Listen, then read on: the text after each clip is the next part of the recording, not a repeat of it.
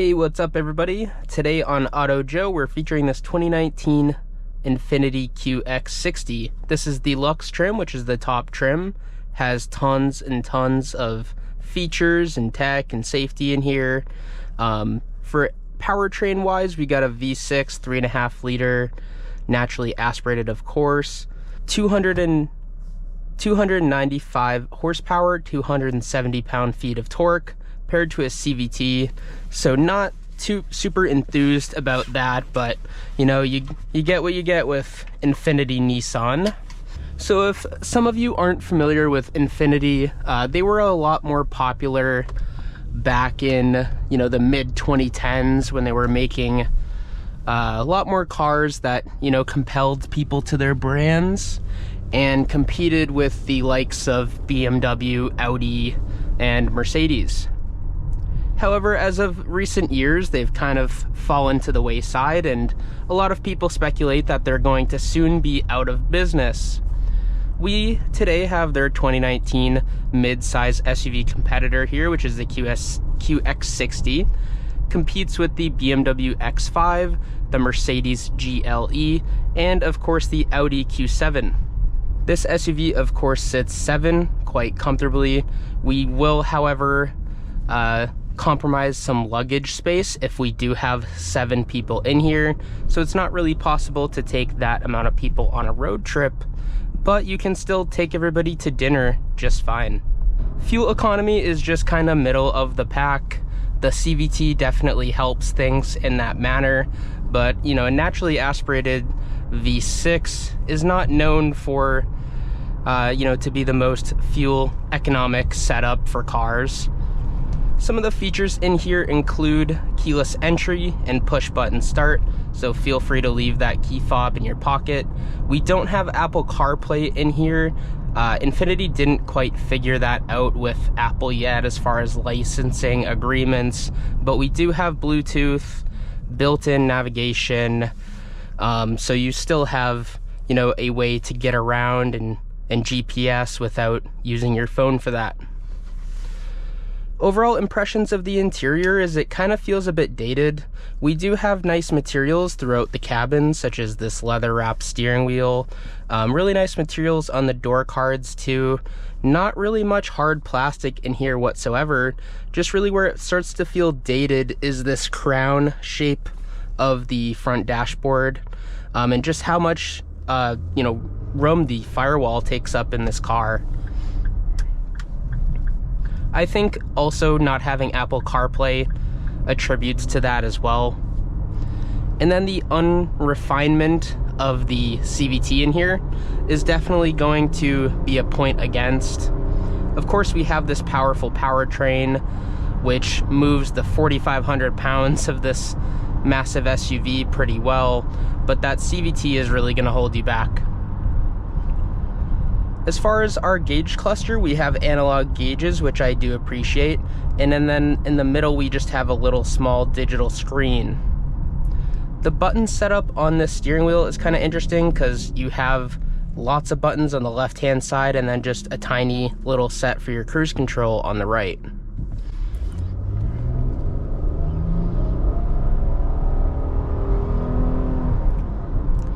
So as you can tell, this SUV has a hard time getting going just because of that CVT. I really do feel like the transmission is the weak point in this car. Just going around town though and cruising, the CVT actually kind of works in your favor because you're not getting, you know, some crappy automatic where, you know, it's having trouble shifting. So at least you kind of have that going for you.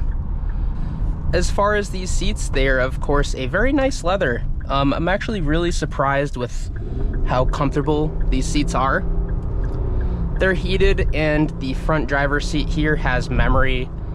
2 settings, 1 for each driver. We also have the optional tri-zone climate control in here, which comes with the Luxe package.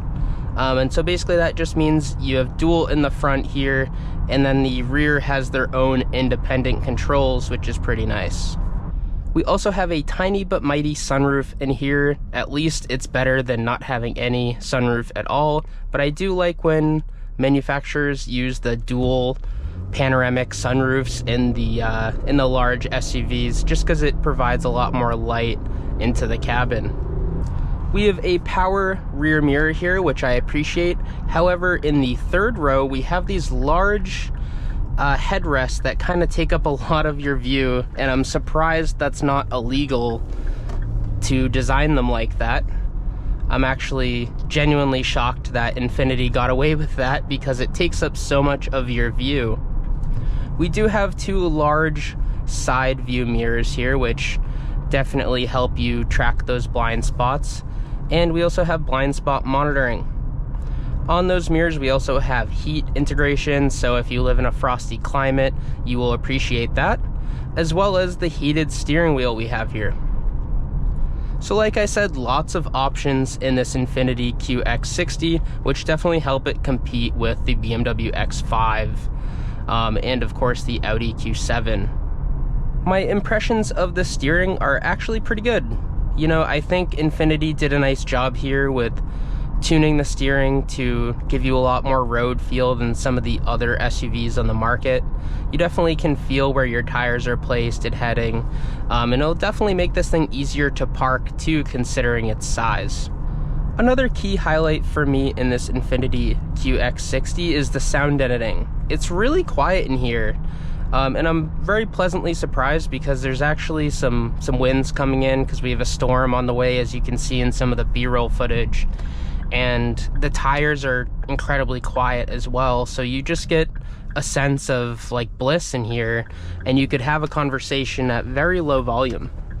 As far as available drive modes, we have three. We have Snow, Sport, and Eco. Of course, we're just in Normal, which doesn't have a name. It's really just kind of like the little dot in the center of the drive mode selector, which is funny. We also have the ability to basically shift, but it's going to do, since it's a CVT, you're not really shifting, it's just kind of simulating that. Which honestly, I don't think anyone will use it. You know, there's no paddle shifters in here anyways, you'd just be doing it from the gear selector. So this Infiniti QX60, as I said before, is a very large SUV. You know, they classify it as a luxury mid-size SUV, but it's really quite large. However, behind the driver's seat, you actually really don't feel that size, right? You have plenty of room to move your legs around, and I think on long road trips, these seats are going to do you a lot of favors. But honestly, I feel like the car just hides its size in terms of, you know, how the chassis behaves around corners and how easy it is to drive this thing.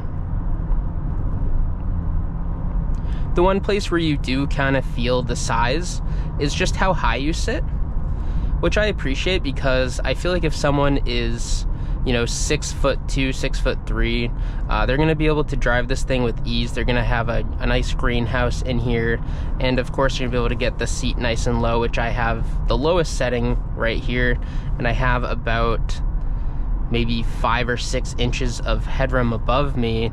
And of course I have that little sunshade open for the sunroof too, so that kind of adds to that. As far as lighting, we have little lights on our door handles. We have lights on the door sills, which illuminate Infiniti, which is kind of a nice touch. We of course have automatic headlights in here, and fog lights as well. The headlights and taillights are both LED, so no more halogen bulbs. And as far as the exterior design of this QX60, it really does feel like a brand new car. Like, you look at them on the road and most people wouldn't be able to tell that this was a 2019 instead of, say, a 2025.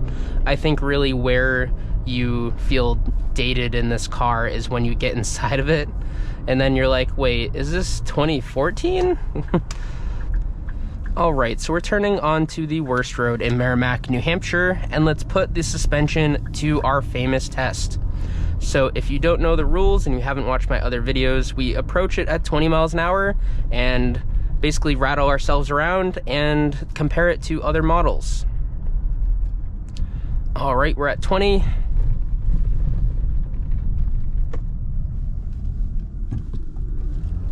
So pretty good suspension setup. I think it really does compare nicely to the BMW X5 we drove. I believe that one was a 2018, so very comparable models. I honestly think it's sprung better. I feel like it really absorbs those larger bumps, and you'll have no problem driving this thing on rough roads, even with these massive rims. Decent backup camera, not the greatest resolution, but it's fairly clear as to where we're going. I do like that both mirrors actually point downwards, so if you're getting into a tight spot and you have a curb next to you, you're gonna have a less chance of curbing your rims. So overall, to conclude my thoughts on this Infiniti QX60 Luxe trim, it does compare pretty well to the BMW X5, the Audi Q7, and of course the Mercedes-Benz GLE in terms of features, safety tech, but really where it falls short is the lack of Apple CarPlay, and the CVT in this thing is really going to hold it back from, me personally purchasing it over, say, the BMW X5, which has a great, automatic transmission. I do think this QX60 steers pretty well, has a great suspension setup. It's going to really mask a lot of bumps for you and give you, a luxurious ride. Just really when you're trying to accelerate and get this 3.5 liter V6 to work in your favor, that's really where you're going to run into some difficulties. I've also heard they're not the most reliable transmissions, so maybe if there's some sort of regular automatic transmission you could convert this thing to, maybe that would be in your favor. Or hey, maybe a manual transmission, that would be pretty cool. Anyways, thank you for watching Auto Joe. Don't forget to like, don't forget to subscribe, and leave your questions below. Thank you all very much for watching. Bye-bye.